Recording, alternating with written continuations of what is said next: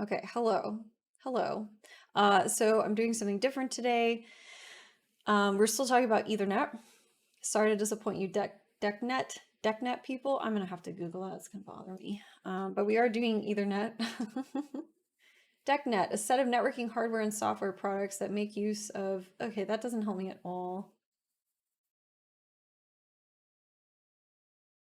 No. Oh no. I'm gonna have to read a whole Wikipedia article for this. Wow.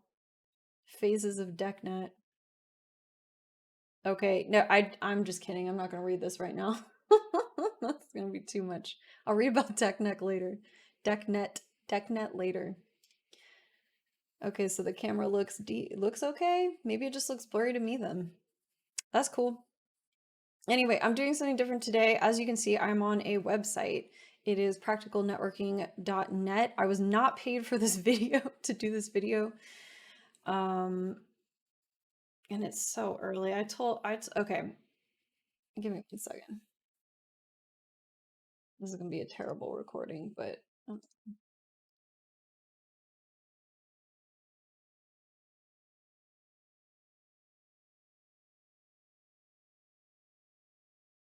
I hate to say this, but Twitter has taken up a lot of my time today. Um, and it still is.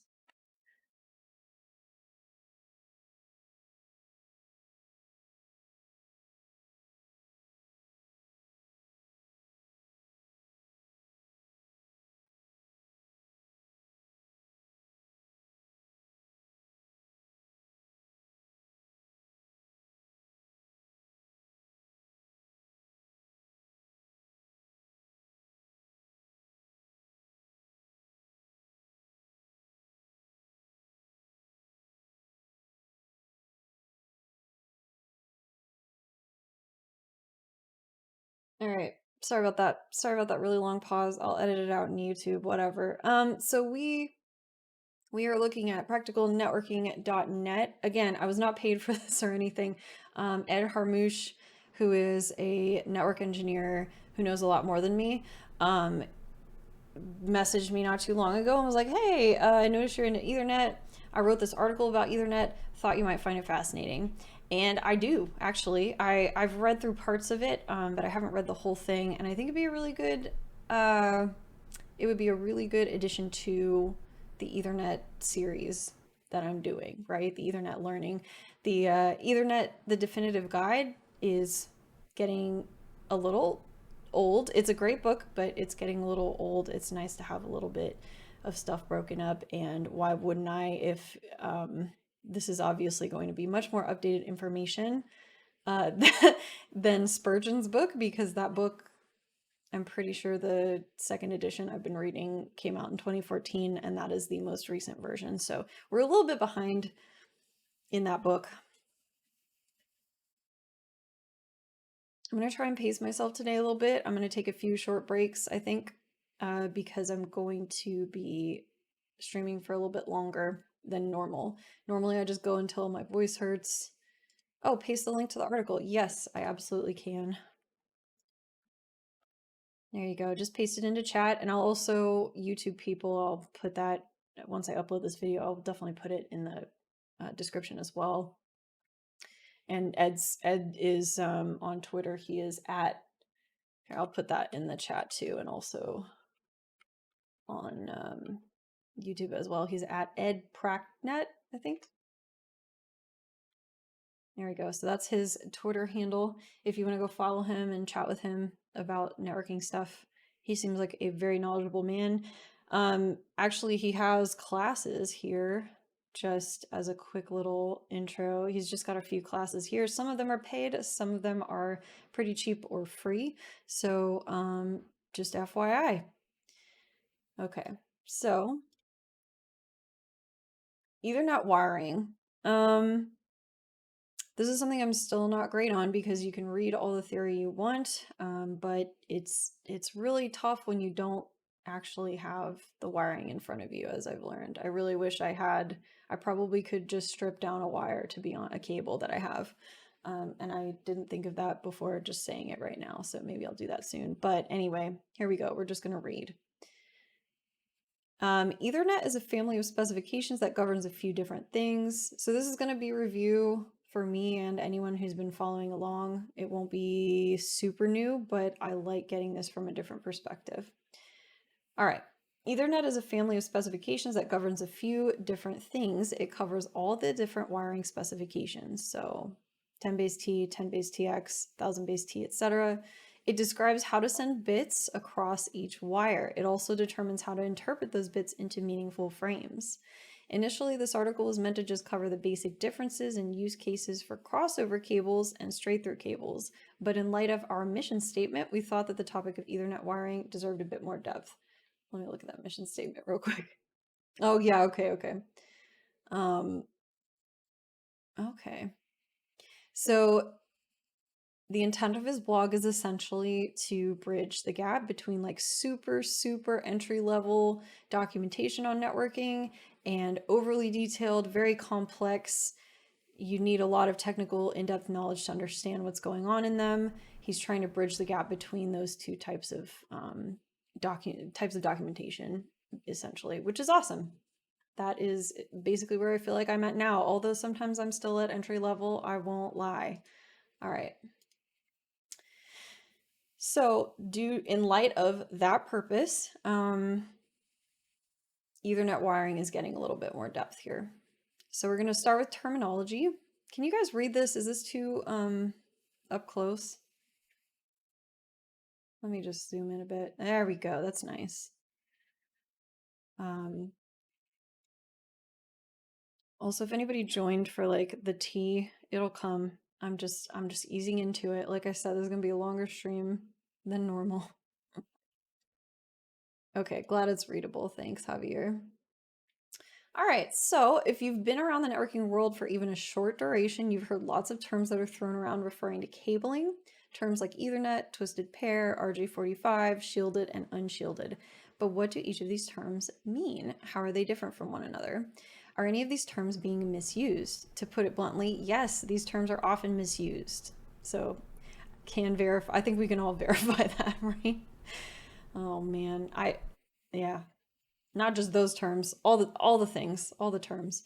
Okay, I haven't heard of this. 8P8C.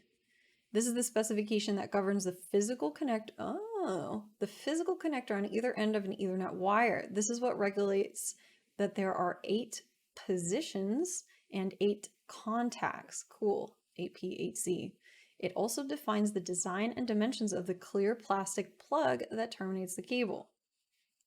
So RJ45, which is I think how a lot of us refer to that, registered jack standard number 45, specifies the amount of wires in the cable, the order in which they appear, and the usage of the 8P8C physical connector.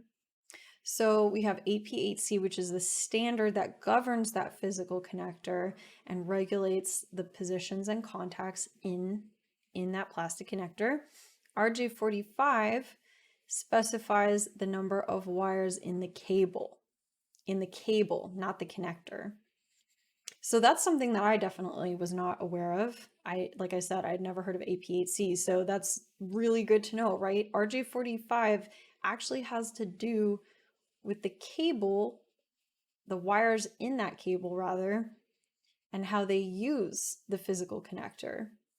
So RJ45 is actually not technically, I guess, accurate to use when we're talking about the plastic connector. I've always referred to that as like the RJ45 connector, plug, whatever, and that is apparently not accurate. So very useful to know. Okay. Let's see. So specifically, RJ45 defines 2 wiring standards. And if you've done your CCNA, probably, I assume they still teach this in CCNA. That's a stupid thing to say, but I don't know. I learned it in CCNA and then they changed it in 2020, so I don't know. Okay, so T568A and B are the wiring standards that we should probably be familiar with if we've got our CCNAs or if we're studying. The only real difference between those two is that our pairs 2 and 3 are swapped depending on which A or B you're using. So these two guys right here. So we have 2 and 3 right here. So they can, they can swap positions depending on what position they're in. You have A or B. Often the term RJ45 is used to refer to the 8P 8C connector itself. But this is incorrect. There's also an RJ61 standard that uses the 8P8C connector but specifies a different ordering to the wires inside. There are also other registered jack specifications as well that define a plethora of other combinations of wires and physical connectors. Okay, so if you see an 8P8C connector, not RJ45, but an 8P8C connector, it's not necessarily an RJ45 standard on the cable that's running to that connector. Very good to know. Okay, twisted pair wiring is a strategy that uses a pair of wires which are twisted around each other to transmit data between two nodes. We will look at why this crucial strategy is important later on in the article, but the short version is it helps negate and minimize the effects of crosstalk and EMI. There are two prominent types of twisted pair wiring, a shielded variant and an unshielded variant. I love these pictures. He's got great visuals. So we've got unshielded over on the left, and then you can see shielded has the shielding, right? It's very obvious, that silvery shielding around the twisted pairs. Hey, Carcelau 72, thanks for joining. A real RJ45 connector is technically keyed. I don't know, but that's interesting. Ice cubes is a term? Wait, what is ice cubes a term for? I'm sorry. That's funny. RJ48 is a thing too, similar to RJ45, but using shielded cables instead. All right. Oh, okay, so we call the 8P8C connector an ice cube sometimes. That actually, that's pretty good. It does look like a little ice cube. You can't see my mouse, I don't think, but you can see on the side right there, that connector picture. It does look like a little ice cube. Okay. So the unshielded twisted pair, or UTP as we refer to it, this is the more commonly deployed variation. There's no additional shielding against electromagnetic noise, but nonetheless, UTP can carry a signal reliably due to innate features of twisted pair wiring. We'll explore these in more depth later on in this article. Okay, UTP is less expensive, more physically resilient, and more flexible. These attributes typically make UTP the preferred choice. All right. It's more resilient. I'm curious how it's more resilient. Not that I'm challenging that, but I'm sure we'll learn more. It does make sense that it's less expensive and more flexible, because with the shielding, you're stuffing extra stuff in there, right? So that's going to cost extra money to put in there. And it's also probably going to, make it less flexible. You've got more physical stuff inside that wire, or inside that cable rather. So then we have shielded twisted pair, which is our right-hand side. Shielded twisted pair has additional shielding around each pair of wires, and then one more shield around all 4 pairs.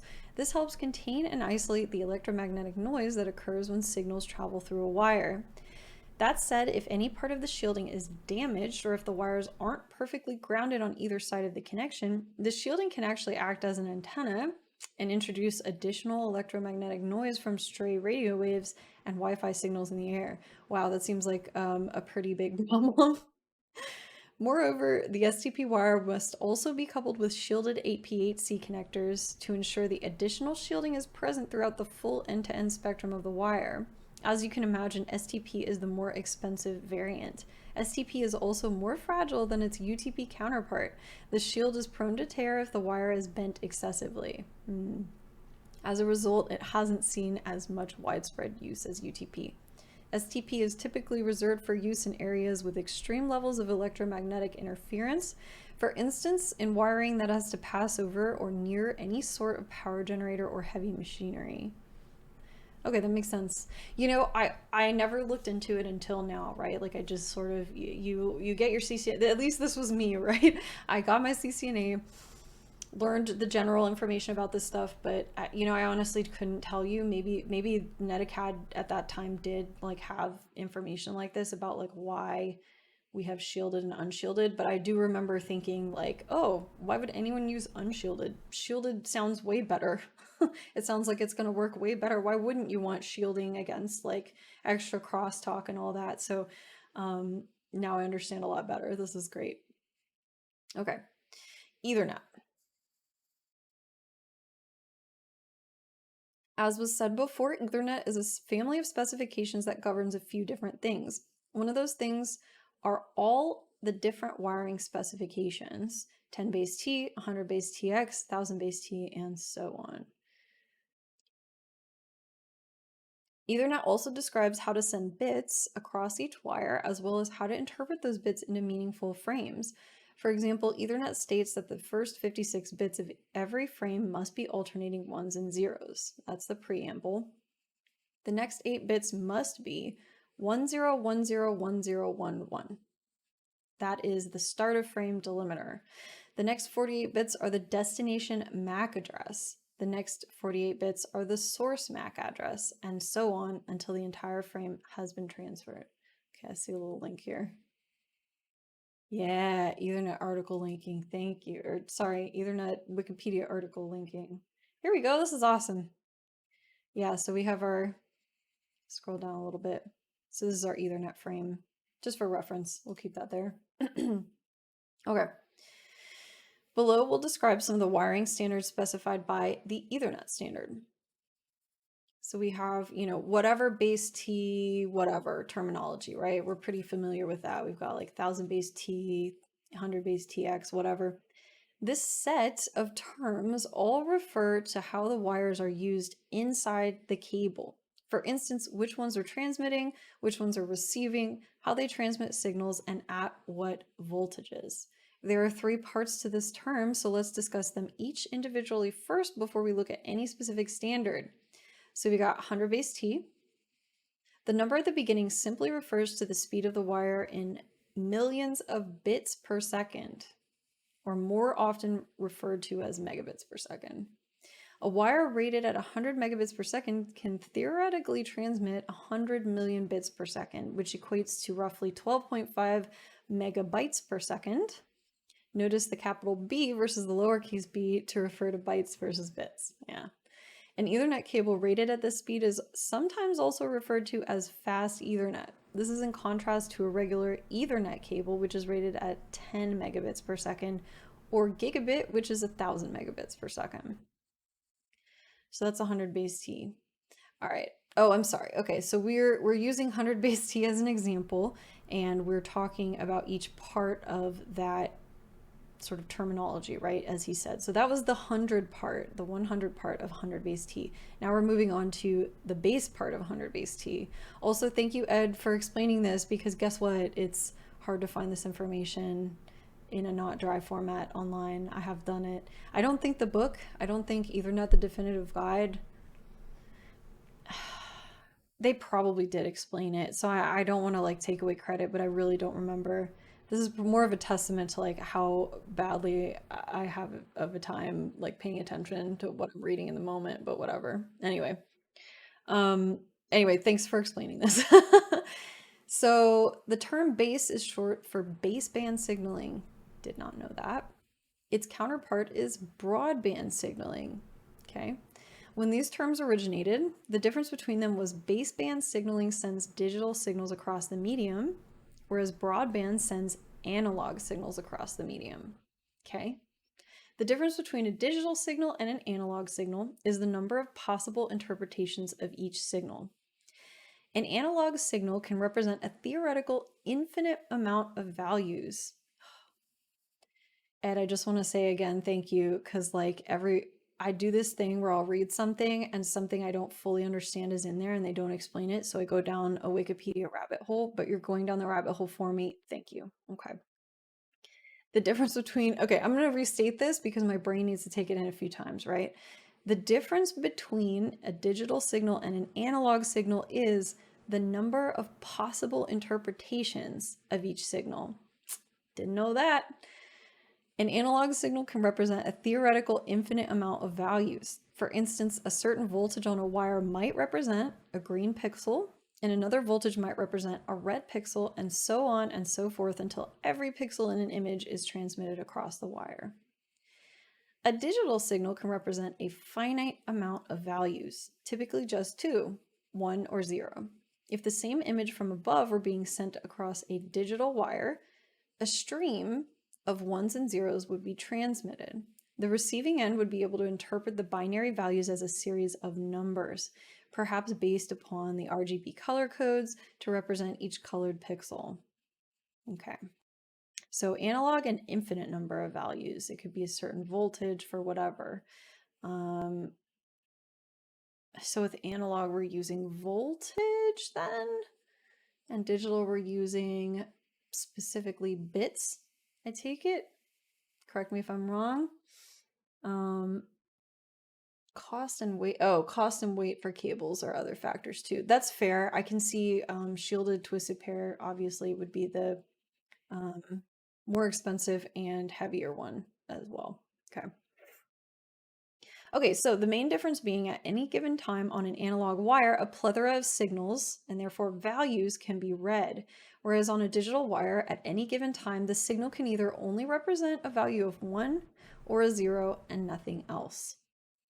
This allowed digital transmission to be more error resistant as the wire's entire voltage range at any given time is only divided into two possible values. Sorry. Well, I wanted to zoom in for you, but it got all messed up. Hang on. Let me edit.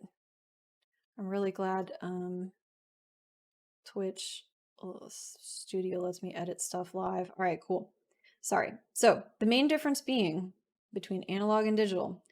At any given time on an analog wire, a plethora of signals and therefore values can be read, whereas on a digital wire, at any given time, the signal can either only represent a value of 1 or a 0 and nothing else. Cool. This allowed digital transmission to be more error resistant as the wire's entire voltage range at any given time is only divided into two possible values, the 1 or the 0. Whereas an analog signal is more prone to transmission errors because any slight distortion will change what the other end interprets entirely. Is this why like VHS is always like all cut up and like messed up? I don't know anything. I'm kidding. I'm kidding. I know it's tapes and stuff. Man, that was such a dumb comment. I'm gonna cut that out of the YouTube version. I don't even know if VHS and that like technology is even considered analog. I don't know what the hell I'm talking about. I'm gonna stop making like weird comments in my brain. All right, so this image, let's take a look. I love this. Hey, cool. All right, so with the high signal, we really just don't have much of a difference, if any, between digital and analog. But then if you have a medium or average signal, you're pretty much good with digital because again, it can only be one of two values. So probably we haven't gone over the threshold to, we have a maybe a higher threshold, right? To get over to, oh, this could be a different value. And so our picture could be distorted, right? So with analog, any tiny distortion, it gets messed up. Whereas digital, we can see through medium and average signal, we're cool. Once we get to low signal, we're a little screwed up, but interestingly, you know, it is interesting, like the difference between low and digital, or sorry, the difference between analog and digital here with low signal. Like you can sort of still tell what's going on in both of them. But you get a lot of like, okay, these pixels are totally different colors with analog versus digital. It's just sort of, you know, it's that classic pixelated look. Okay. I really like this. Actually, well, I'll copy that later. I like it. I'm gonna copy it. I'm gonna give you credit, Ed, but I do want to post this on Twitter later as an example of a really great, like, you know, good content. Okay, so about that image, it illustrates the effect plainly. I think we can agree on that. Notice as the signal quality degrades, the digital transmission can still interpret a 1 or a 0 and therefore still display the image without any visible distortion. Blah, blah, distortion. Whereas with analog, as the signal degrades, a slight degradation in the signal causes the receiver to interpret the wrong colors for given pixels, causing the image distortion. Okay, images from a blog post. Oh. Man, look at Ed linking to everything. It's great. Oh, okay, all right, all right, all right. So they did this. This is cool. So they did like a whole thing about analog and digital. That's super interesting. All right, well, I guess I'll credit Antenna Direct for that then. Okay. So now we're focusing, so we've looked at the 100 and the base from 100 base T as an example, right? The 100 represents, that number is the speed in millions of bits per second. The base part is baseband versus broadband, and we just talked about analog versus digital. It's because base means digital signals, not broad, which would be our analog, right? So that's why we like digital. Ed just explained that, right? So lastly, we have the T, or whatever, dash T something sometimes, right? Sometimes it's like TX or T number or whatever. That stands for twisted pair. That makes sense. In contrast, this is in contrast to other wiring standards like -2 and -5, which indicate coaxial wiring with maximum ranges of 200 and 500 meters, or SR and LR, which are short range and long range fiber optic wiring standards. With each individual part defined, we can now look at the two prominent specifications for fast Ethernet. We'll look at two specifications for gigabit Ethernet later on. Okay, so here's fast Ethernet standards. We've got 100 base T4. I think the book that we've been going through, the Spurgeon book, has touched on that as well. 100 base T4 uses all 4 pairs in the bundle, or all 8 wires in there. One pair is used solely for transmit, the other one is solely for receive. The other two can be either RX or TX, and it's up to both sides of the wire to negotiate which of those remaining pairs are used for what. T4 is one of the earlier specifications for twisted pair and doesn't see much modern use due to unnecessary complexity in the design for very little gain over the 100 base TX iteration that we're describing next. Okay, 100 base TX only uses 2 pairs, one dedicated to TX, the other one dedicated to RX. Boom, that's it. The other 2 pairs are just, we don't use them at all. You could very well construct a 100 base TX wire which only had 4 of the 8 wires in the correct pin positions, which are apparently 1, 2, 3, and 6. But often the other 4 wires are still included, mostly as placeholders for the remaining pin positions, as well as for future compatibility. Makes sense. 100 base TX with all 8 wires is the commonly used fast Ethernet specification today. However, it's often lazily referred to as simply T. Really? Actually, I didn't know that. I haven't heard that. Again, T is meant to refer to the category of twisted pair options, and TX is the specific standard that calls for using the pairs at pin positions 1 and 2 and 3 and 6. Interesting. How are we doing?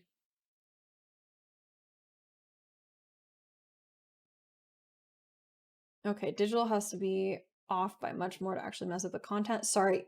When you guys comment, by the way, if you're new to chat on Twitch, I am aware of this. You may not be. When you comment, I will not see it for like a very long time. It's like a minute lag or something. It's so weird.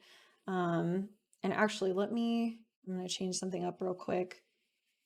I want to add, where is it? I want to add a chat box so that the chats will pop up. Let's see. Here we go. There we go. Okay. Just in case, whenever you guys throw a comment in the chat, it should pop up there. There we go. There it is. Thanks, Tim. Yeah, so you're gonna notice, I've noticed it with every Twitch streamer that I've watched, and every time I stream, I've noticed the huge lag. So that's why and I also don't look at the chat the entire time. So that combined with the lag, just FYI, I will be very I try to be good about addressing comments as soon as they come in, but sometimes there's just like quite a bit of a while. So I'm sorry in advance. Okay. Remaining pin positions. Okay, so 100 base TX with all 8 wires is the commonly used fast Ethernet specification today. Okay. However, it's often lazily referred. Oh, I just read that. Whatever. Do people really call it T? That's great. Like, I feel like T is short for like so many things now, just in general in life. And so you'd have to like know that it's a network engineering concept to. Anyway, the point of defining each term above, independent from the others, is to give each reader a practical and technical understanding of what each term means. Yes, thank you. Very much appreciated. In practice, despite knowing the true meaning of the terms, it's often far easier to simply use the common term, even if it might be slightly incorrect. A little inaccuracy can sometimes save a lengthy explanation. That's true. 8 seconds of latency. All right, well, I exaggerated a bit. It feels like a full minute to me. Okay. All right, cool. Why crossover? There are many guides on the internet that describe when you need to use a crossover wire versus a straight through wire, but very few sources really explain why it matters or exactly how it works. In this section, we're going to explore these concepts with more depth. The 100 base TX and 10 base T specifications both call for 8 wires in a twisted pair cable to be grouped into 4 pairs. Of the 4 pairs, only 2 will actually be used, pair 2 and pair 3. Each individual wire in the pair is a simplex medium, which means the signal can only ever cross any one wire in one direction. Simplex medium, cool phrase.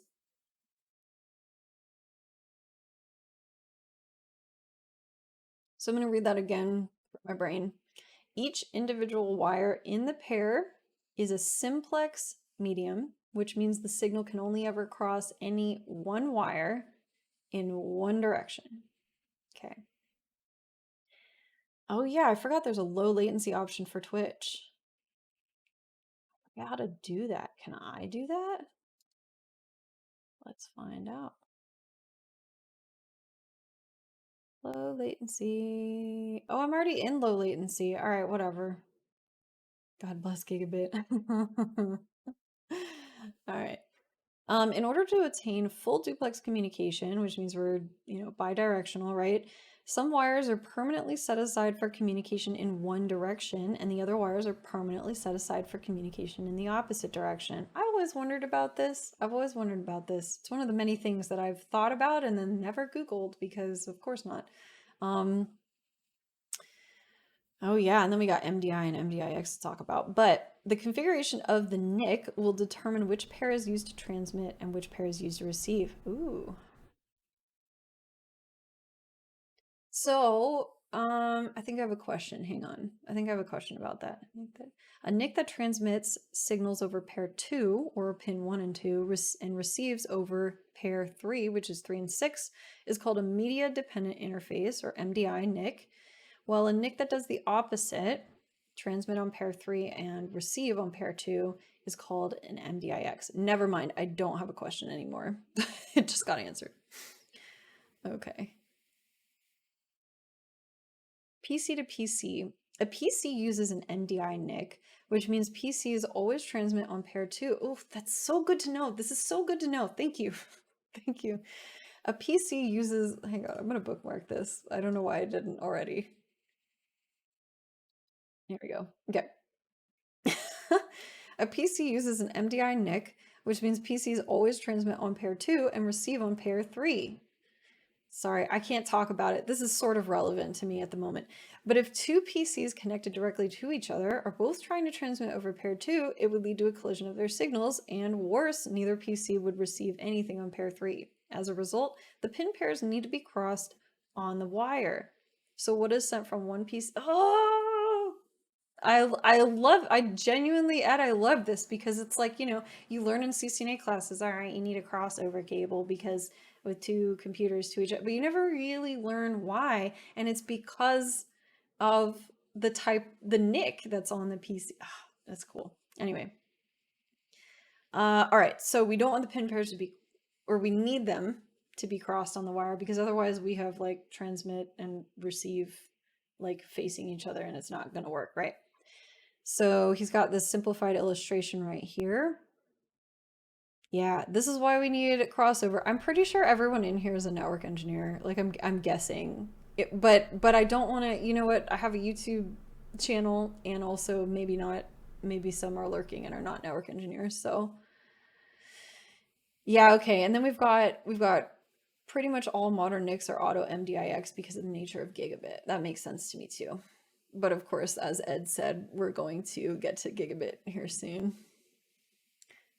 Hang on. Big honking asterisk here due to, okay, Tim, what'd you say? If you've seen the auto MDIX setting, by the way, that can detect and correct it. Okay. It's a default, I believe, which is why you usually have to do a show run all to see it. Ooh, show run all. Okay. Oh, okay, Davey, cool. Davey Gruber is not a network engineer. I'm sorry for assuming. I just, obviously the vocal ones are network engineers because, I've asked you guys to talk, right? Um,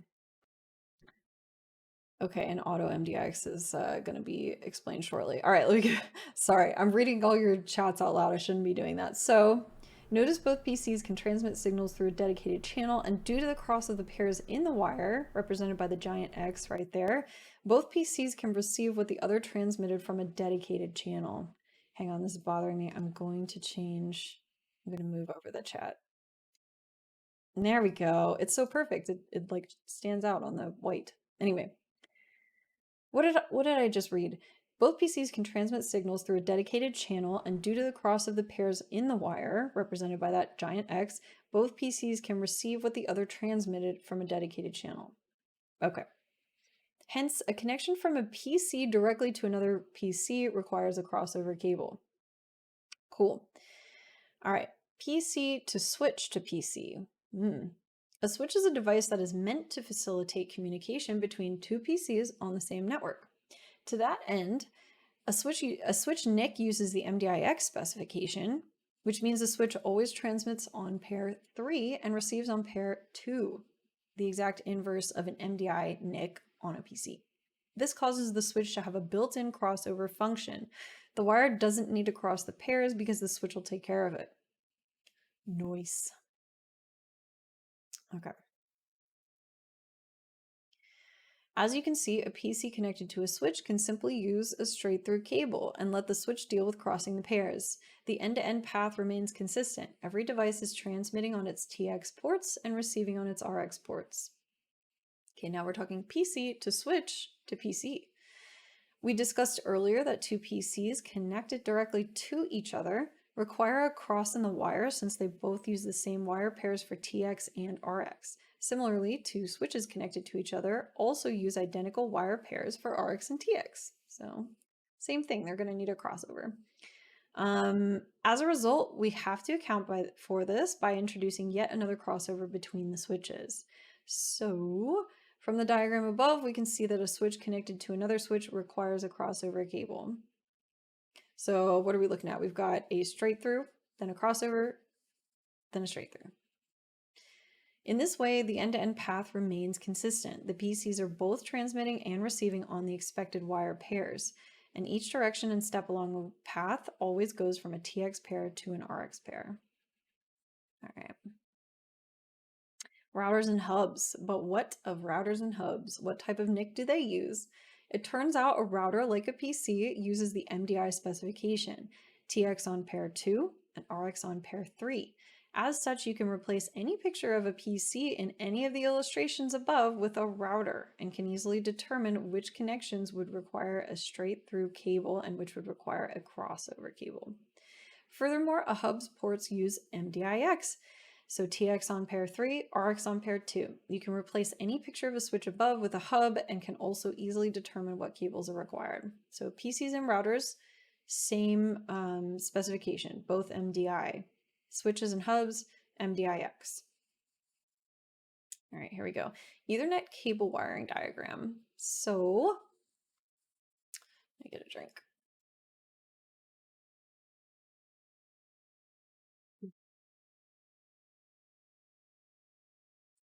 Oh, Davey, you were debugging MTU issues last week.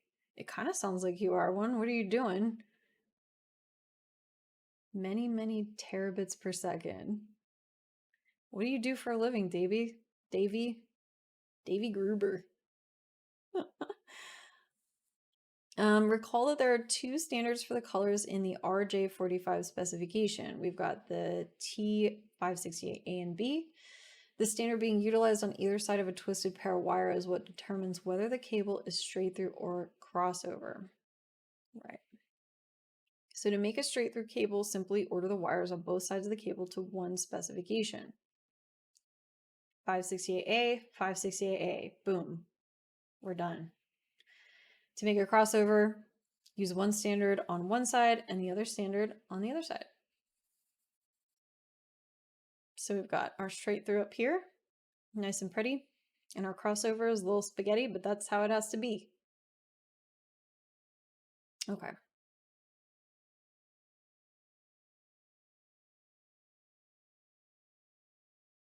Note that wire pair 1 and 4 are not used. Those are the blue and brown wires.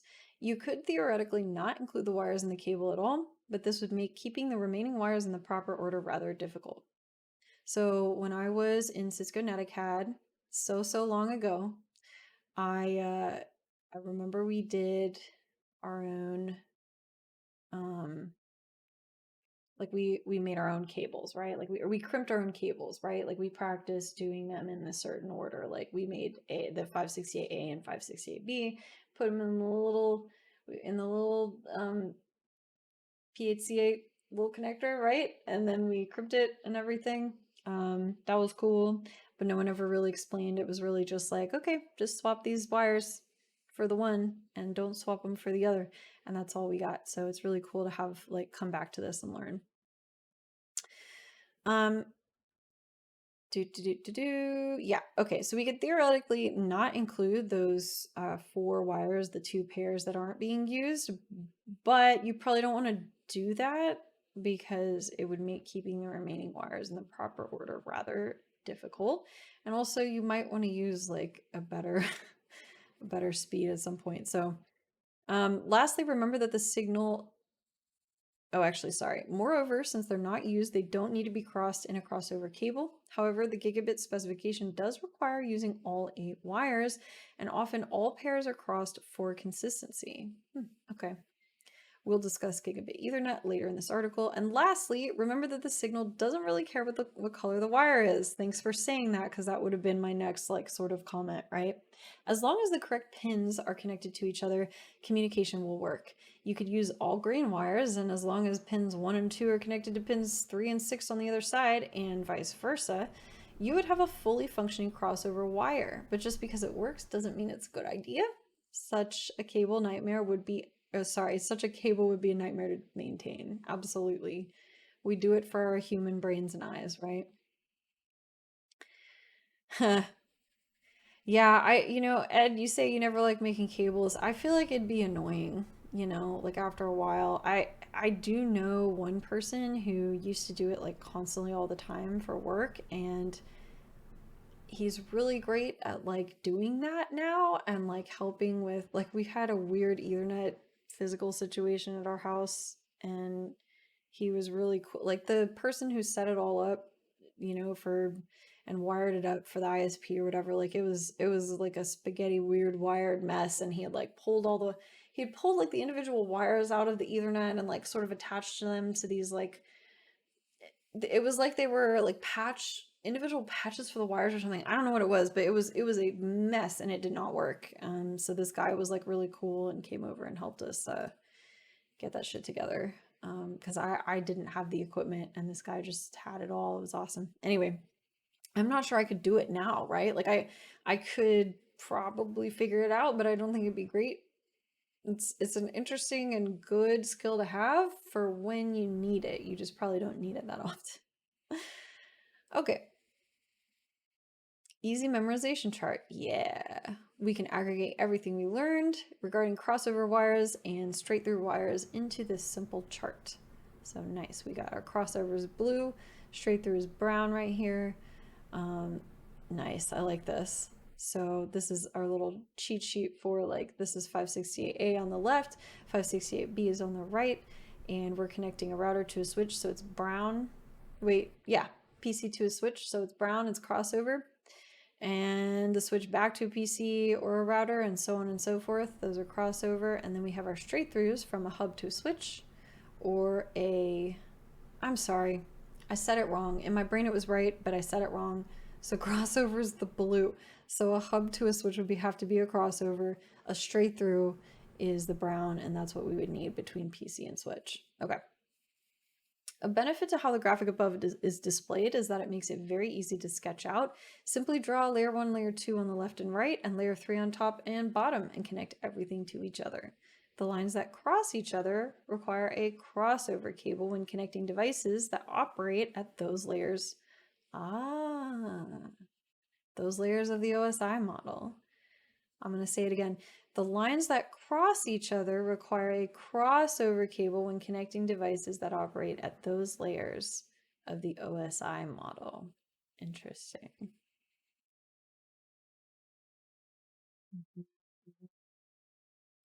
Because they cross right here. Anyway, the lines that connect straight to each other require straight through cables. So that is, once again, the brown.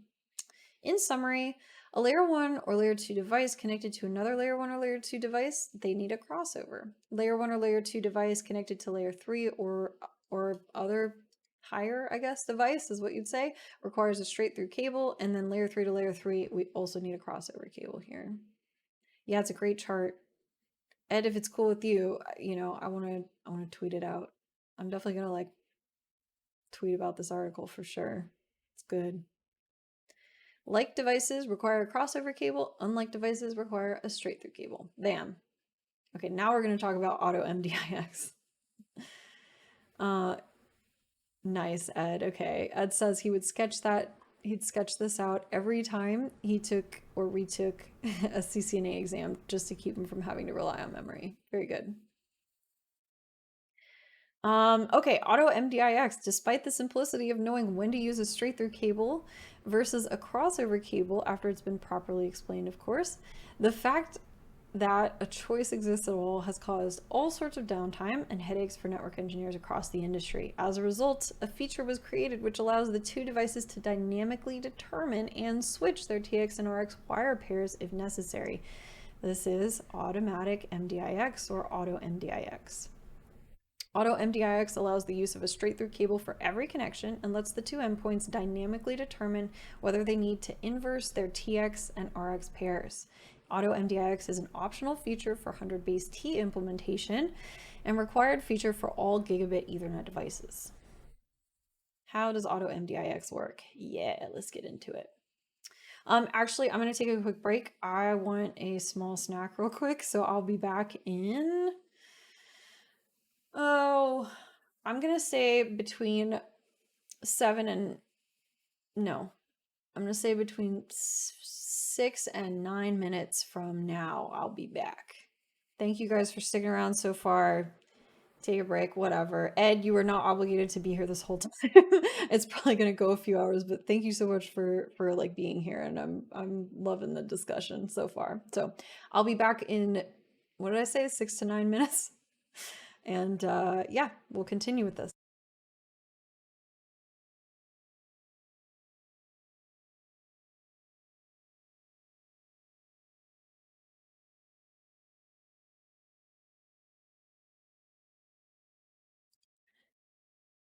All right, so I just started recording again.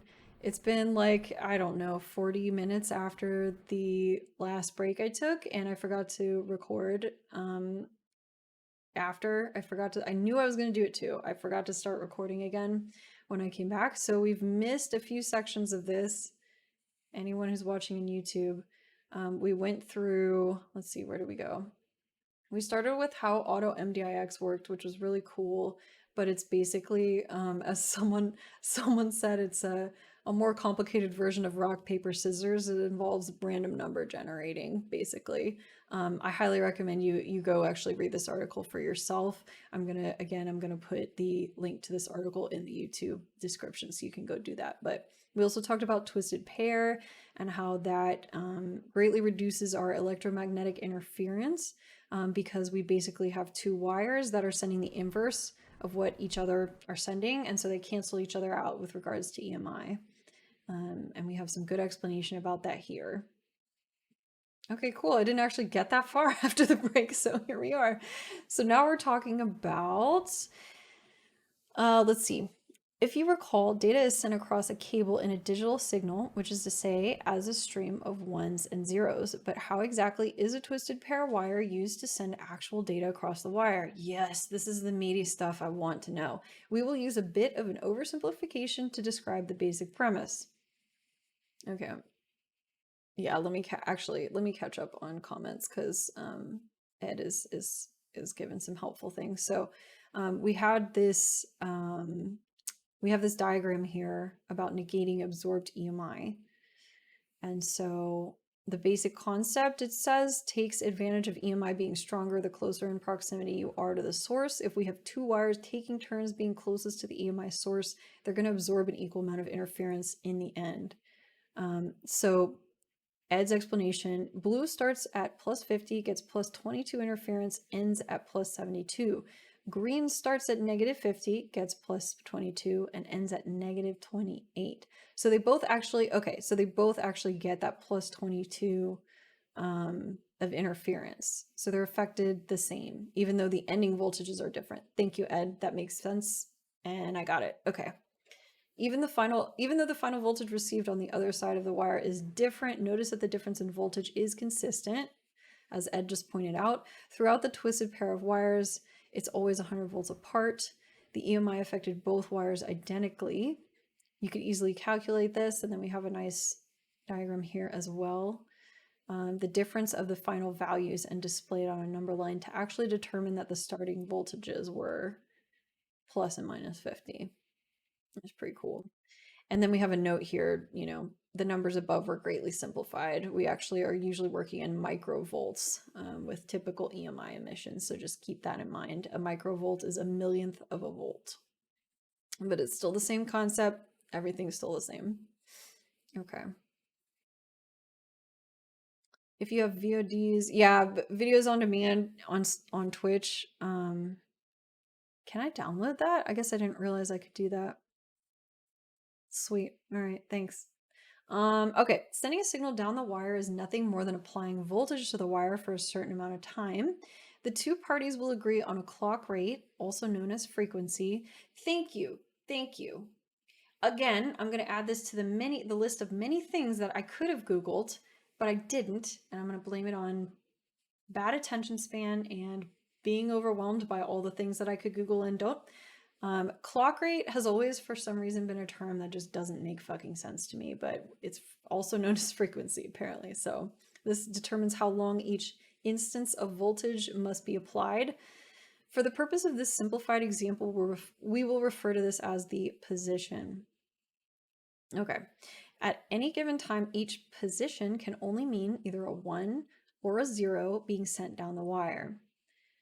Different standards call for different voltage levels, and for the purpose of this simplistic description, the true voltage doesn't actually matter, but we will proceed to describe it using 100 base TX, which prescribes a voltage range of plus 2.5 to minus 2.5. To send a 1 in a given position, the transmitter will send plus 2.5 volts down the TX plus wire.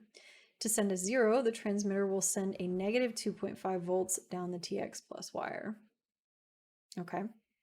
The TX minus wire, I assume I can call it a TX plus and a TX minus. It sounds weird to me, but also, like, I guess it's not weird to say transmit plus and transmit minus, right? I don't know. The TX minus wire will always do the exact inverse. Negative 2.5 volts to send a 1 and positive 2.5 volts to send a 0. Okay. This is what it would look like to send a binary string of 1100 1010 1110. So we have, okay, so we're at our negative 2.5, and then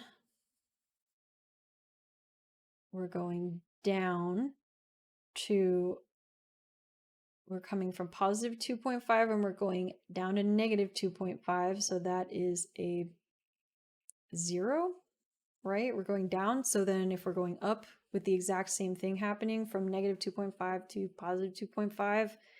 Then we're going up, which is a 1. And then down, up, down, up, down, up, you know. Down and up, down and up, down and up. Hang on, let's see.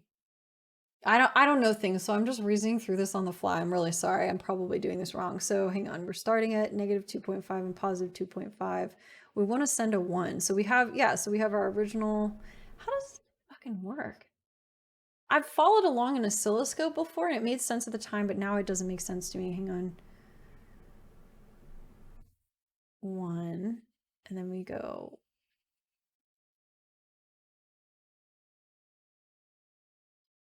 Because a 1 is sending a positive 2.5.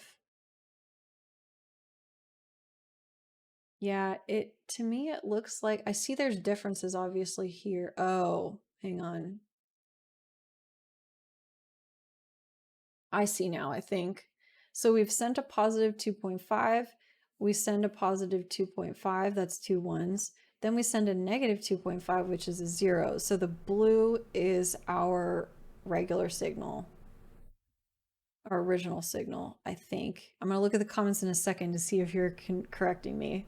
But so we have positive, so 1, 1, 0, 0, 1, 0, 1, 0, 1, 1, 1, 0. I got it. Fuck yeah, I think.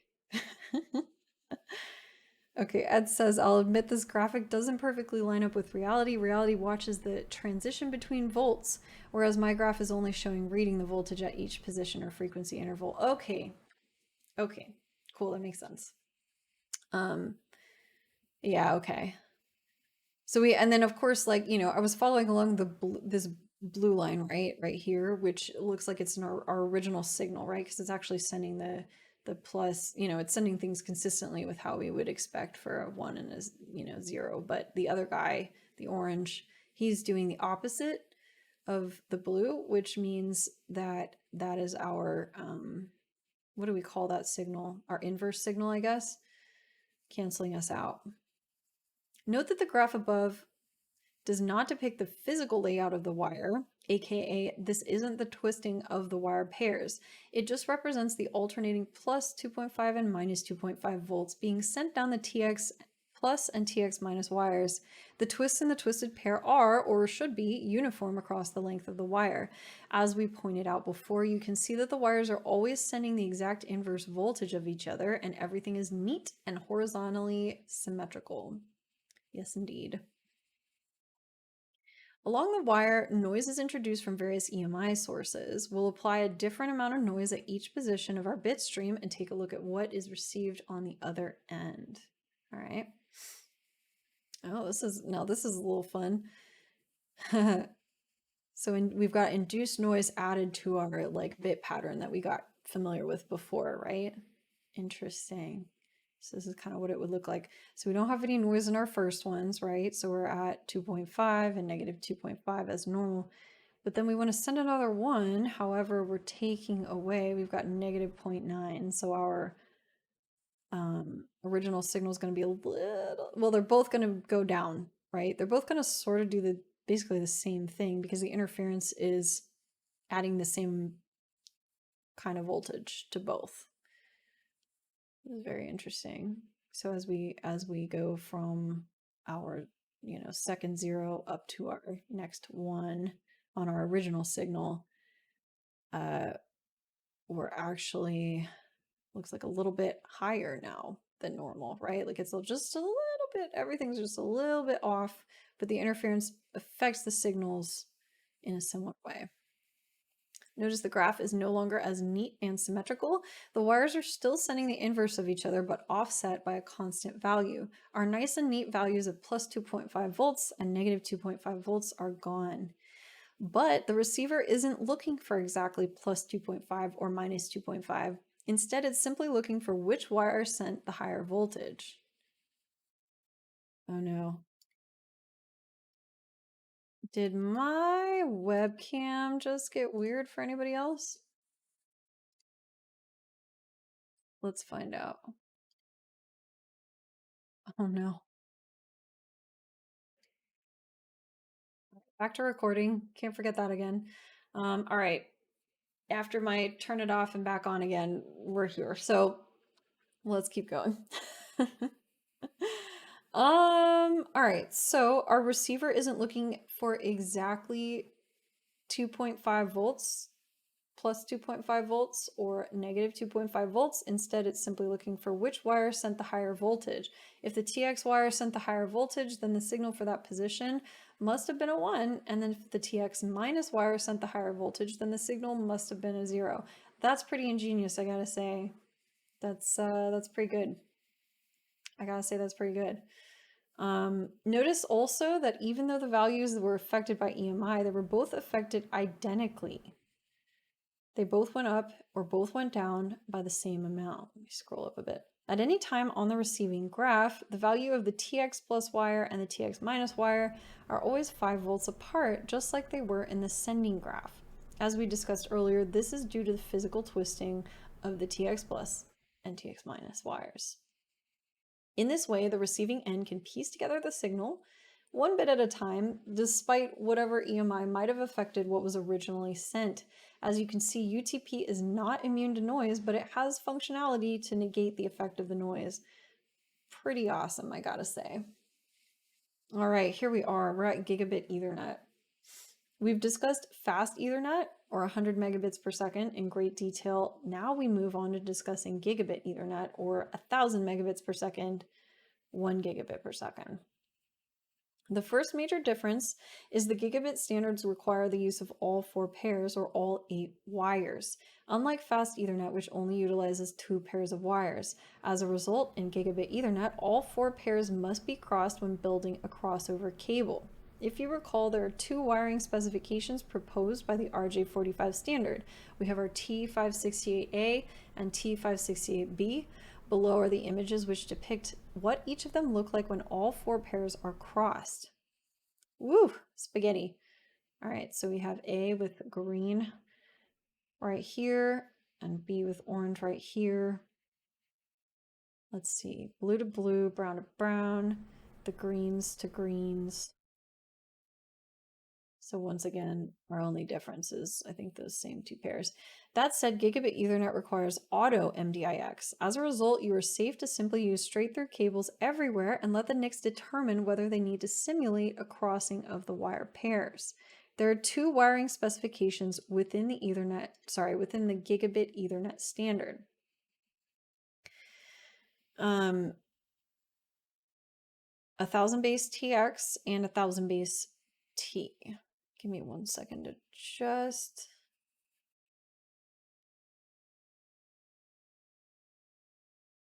adjust something with this thing. Okay.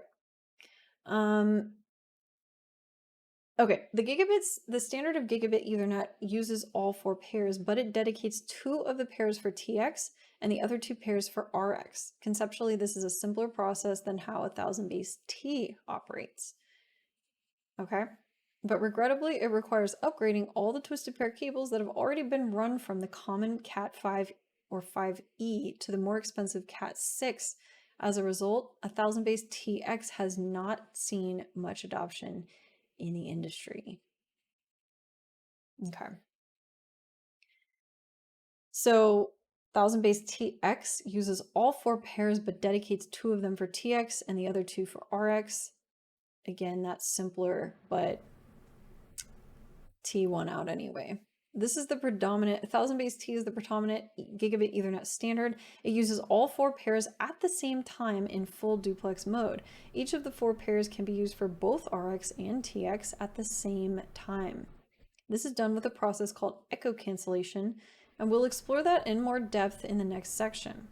The primary benefit to this wire standard is you can achieve gigabit transfer on the much more prevalent Cat5e cables without being forced to upgrade all your twisted pair cables to the more expensive Cat6.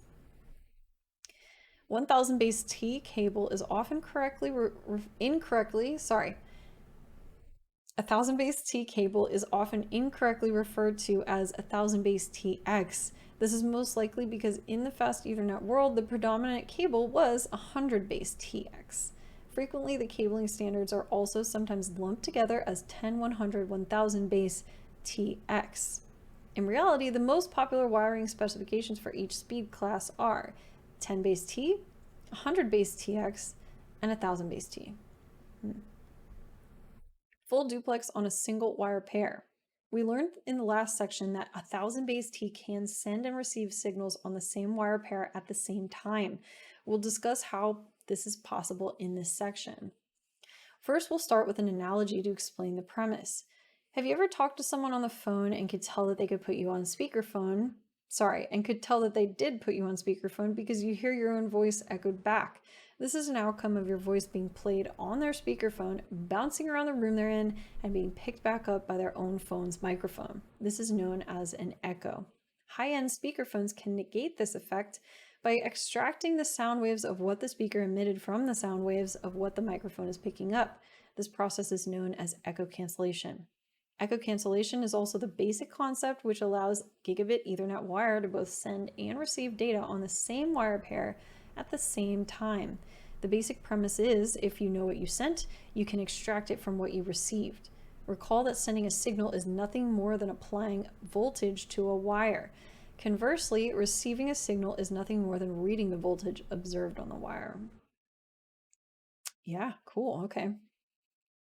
If a sender applies voltage to a single wire in the following pattern, so we've got plus 0.5 volts, plus 1 volt, minus 2 volts, minus 1 volt, and at the same time the same sender reads the voltage and observes the following pattern, plus 1.5 volts, 0 volts, negative 2.5 volts, plus 1 volts, the sender can subtract the two sets of values to determine what voltage the other end must have applied. Okay, so let's see what we did. Subtracting 0.5 from 1.5, we get plus 1 volts. Subtracting plus 1 from 0, we get negative 1 volts. Subtracting, what did we do? Yeah, okay. Subtracting negative 2 volts from negative 2.5 volts, that's really adding 2 volts to negative 2.5, so we get negative 0.5 volts, and then negative 1 and plus 1. Let's see, negative 1 subtracted from plus 1 is plus 2 volts. In this same way, the same wire can be used to both send and receive signals or data at the exact same time.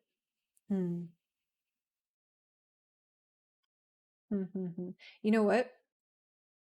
My brain's getting to the point where it's a little harder to understand and my voice is hurting. So maybe my camera screwing up was just a sign that I should pause it.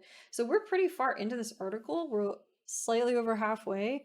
This was a really, really great, Ed, I don't know if you're still here, but this was a really, really great article and I'm looking forward to finishing this. My next stream, whenever it will be on it'll be on the second half of this article, and I think I'll just start talking right here at full duplex on a wired pair. Wait, what? Really? Am I one paragraph from the end? Hang on. Oh shit! I was just looking at the scroll wheel. I'm sorry. Wow. Well then let's finish it up. How about that? Yeah, that's so funny. Sorry. I didn't realize that. All right, let's finish it up. Why not? Let me take a drink though. Okay. Okay, so I'm just going to reread this. Let's see. We learned in the last section that 1000 base T can send and receive signals on the same wire pair at the same time.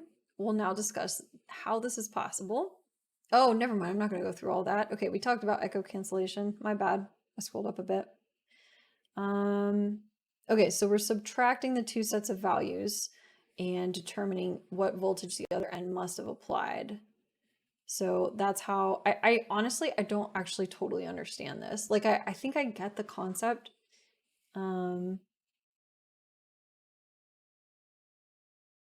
Well, hang on, let me reread it again. Recall that sending a signal is nothing more than applying voltage to a wire. Receiving a signal is nothing more than reading the voltage observed. Okay, so we're talking about sending and receiving on the same wire, right? So, yeah.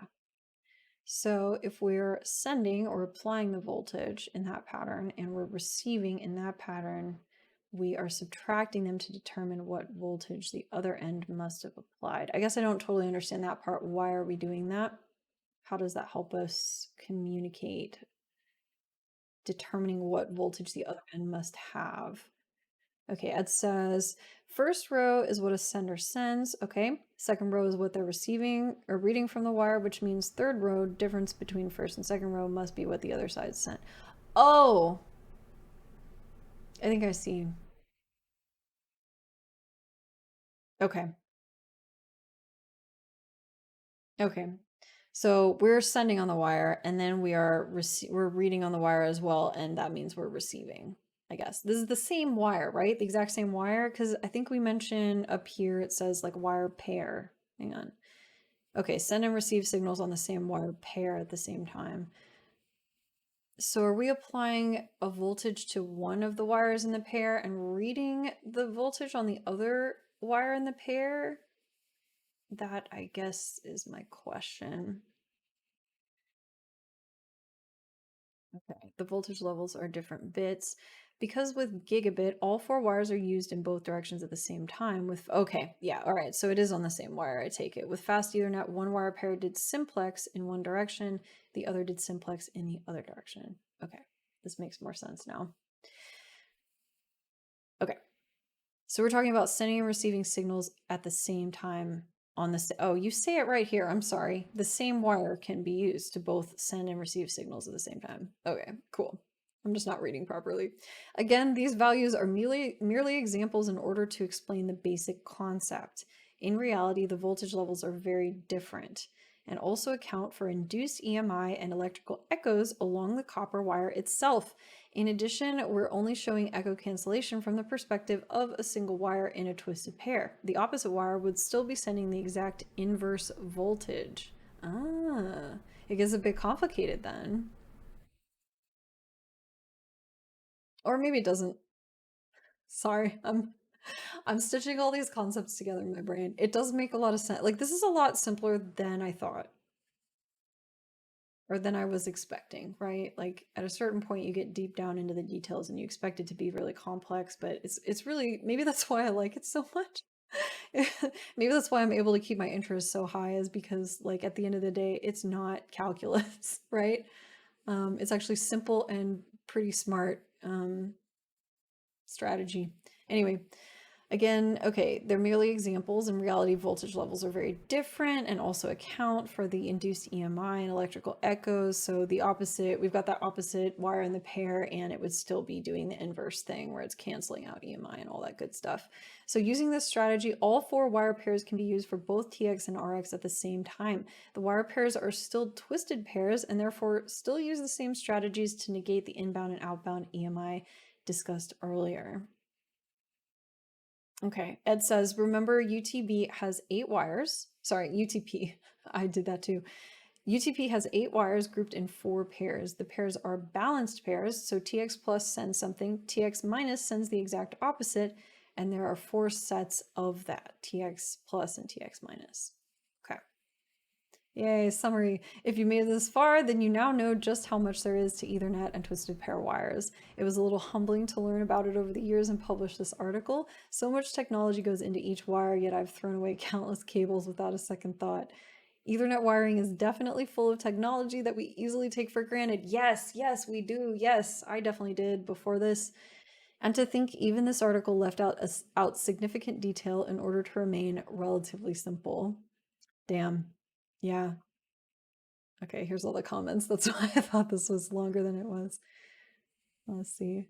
So Ed says, each pair is a channel by which voltage can be applied / read. With 100 base TX, one pair is used for transmission in one direction, okay, and one pair is used for transmission in the other direction, and the other 2 aren't used.